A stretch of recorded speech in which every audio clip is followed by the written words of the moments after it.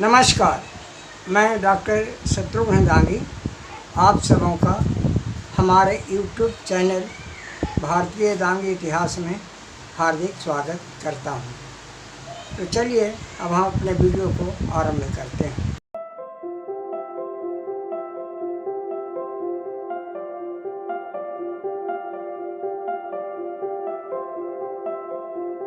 आज का विषय है दांगी राठौर।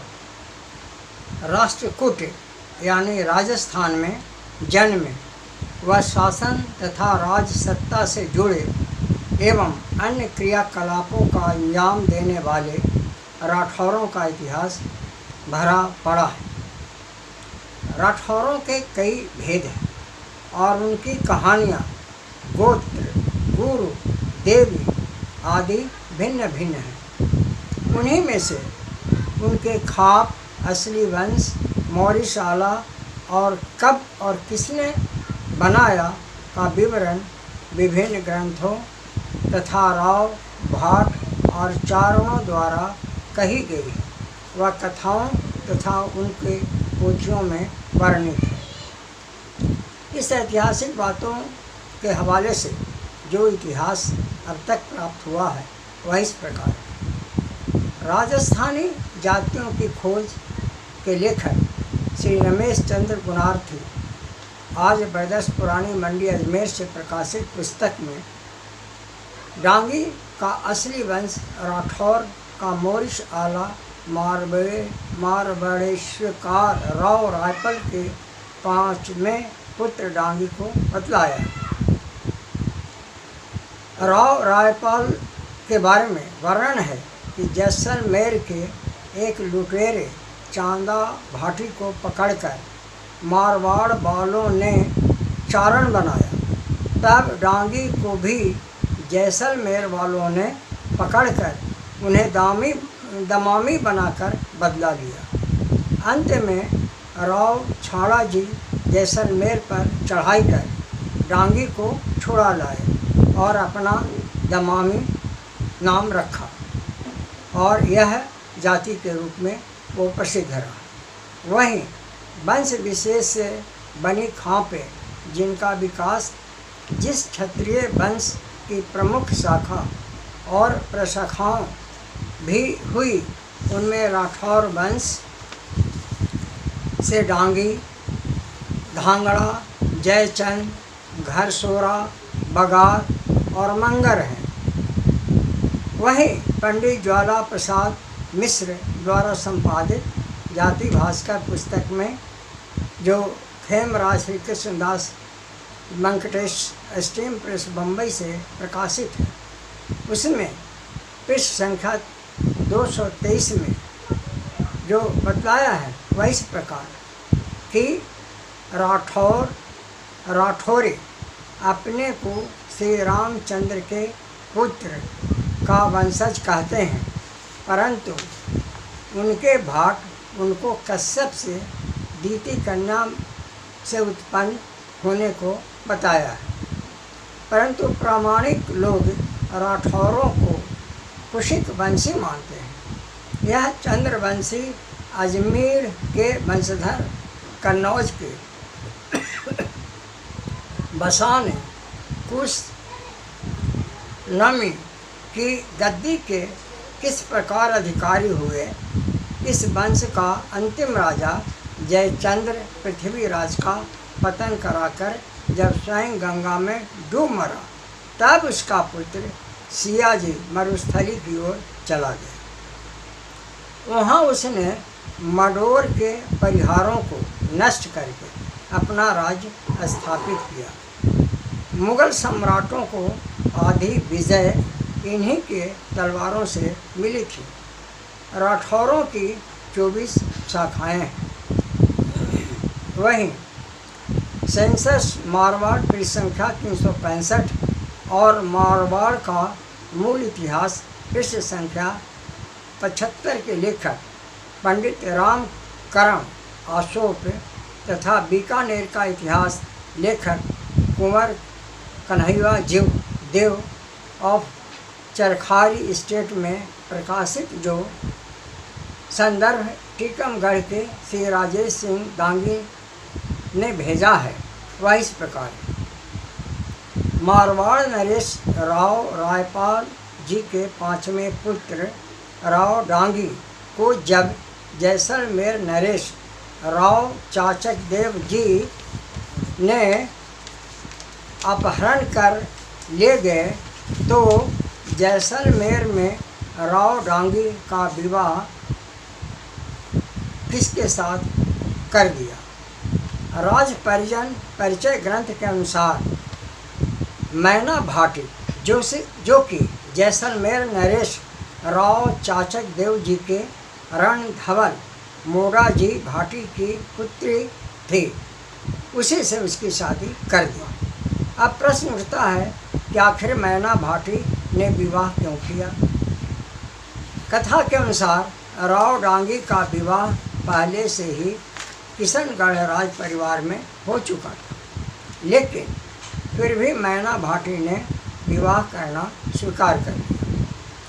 इसका उत्तर राव सोहन जी गढ़मंगा की पोथी में मिलता है।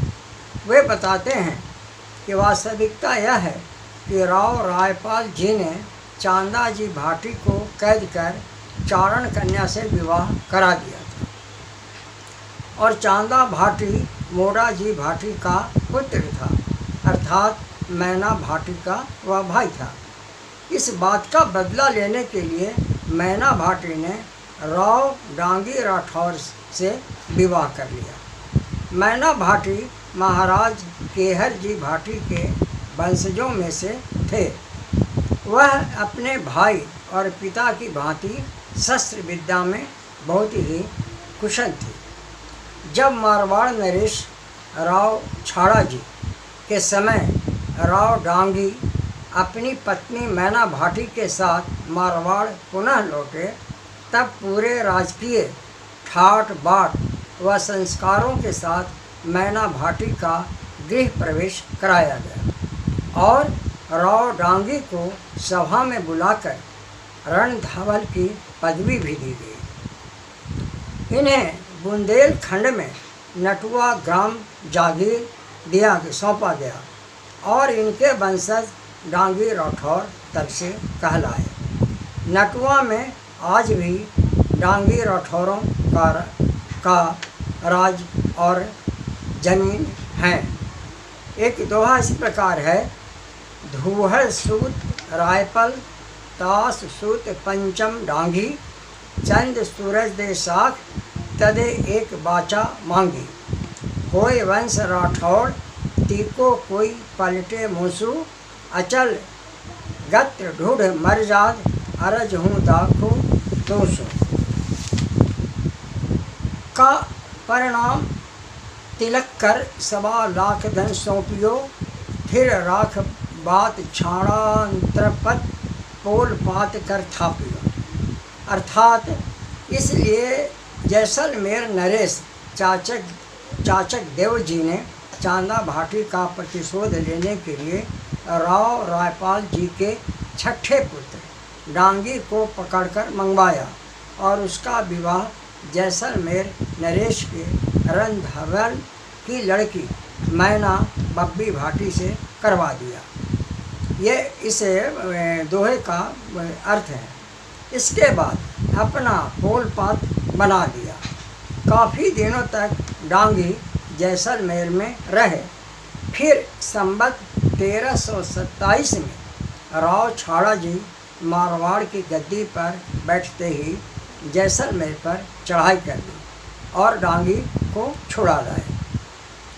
फिर मेहवे में आकर डांगी जी को अपने राठौर कुल का पोलपात माने घर जमाए रहने को आग्रह किया।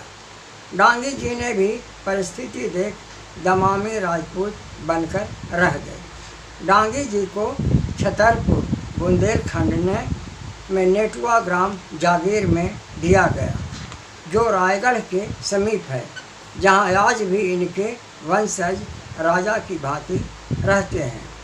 मैना भाटी का शौर्य भरा तस्वीर भी दिया है। उसमें लिखा है, कर लियो ब्याह डांगी सु उताग्रो करजो माथेसु जद तलवार निकली म्यानसु धबलो डर गयो मैनासु। राठौर क्षत्रियों का वर्णन ब्रह्मवेद पुराण के गणेश खंड के 316 और 317 श्लोक में भी मिलता है।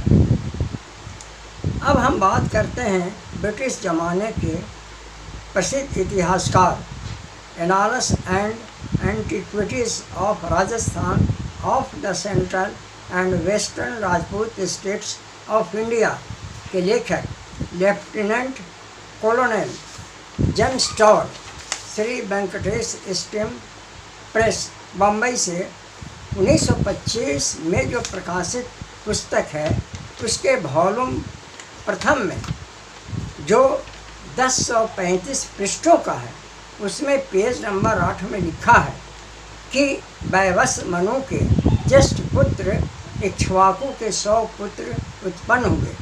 उनमें सबसे बड़े विकुक्षे पितृ राज्य पर अभिषिक्त हुए। निमि और दंडक ने मध्य प्रदेश का राज्य पाया।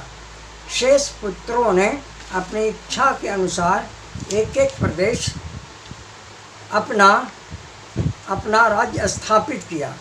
दंडक राजा के देश जब वनों से आच्छादित हुआ तो वन वाले भाग दंडकारण्य से अभी भी विख्यात है जो छत्तीसगढ़ में है। आज के एपिसोड में बस इतना ही। अगले एपिसोड में आप दांगी, राठौर और दमामी दांगी के बारे में विस्तार से जानकारी प्राप्त करेंगे। इस तरह की जानकारी प्राप्त करने के लिए हमारे यूट्यूब चैनल भारतीय दांगी को सुनते रहिए और देखते रहिए। इस तरह से आपके जानकारी और खोजपूर्ण दस्तावेज आपको नए हमेशा मिलते रहेंगे। बहुत बहुत धन्यवाद। इसे शेयर करें, सब्सक्राइब करें और लाइक अवश्य करें।